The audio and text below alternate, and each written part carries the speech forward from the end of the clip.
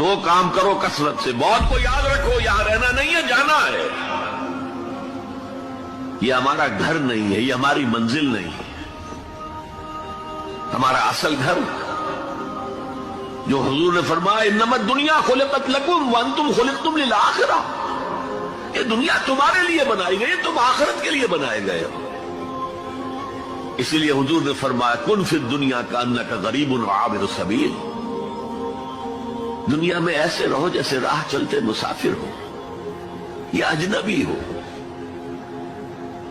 اپنے بارے میں فرمایا مالی ولی دنیا، مجھے تمہاری دنیا سے کیا سروکار، انما مثلی